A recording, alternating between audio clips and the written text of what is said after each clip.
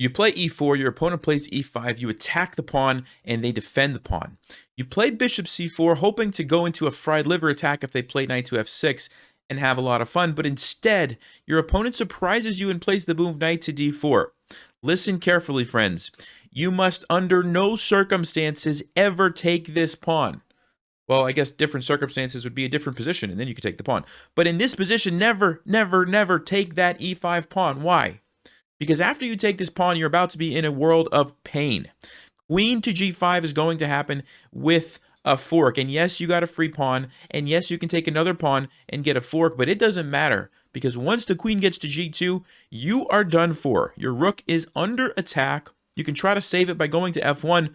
But black's going to capture here with check. And where's your king going to go? Nowhere. You don't want to block with the queen. You lose the queen. So you block with the bishop.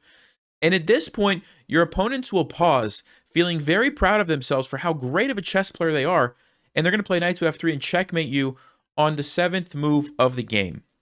This is not how chess is supposed to be played, my friends. So let's go back and talk about what you can do instead of taking this pawn on e5. Okay, so don't take the pawn. And by the way, if you're thinking, well, I have some other moves that you could play, none of them are any good. Yes, you can play check. The king's just going to move. It's still a good position for black. You can castle to defend here, but you're going to still lose your knight.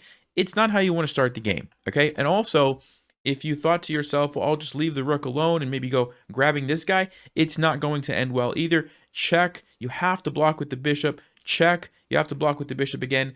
And then after bishop c5, black actually has checkmate in 7 moves.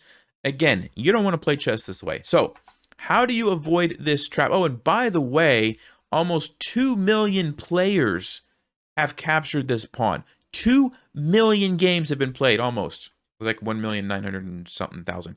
Anyway, what you need to do is simply take the knight. Avoid the bait, just take the knight and castle. And notice what happens here. You have a bishop out, you are castled. It's a normal game, except you have a lead in development and your king is safer than your opponent's.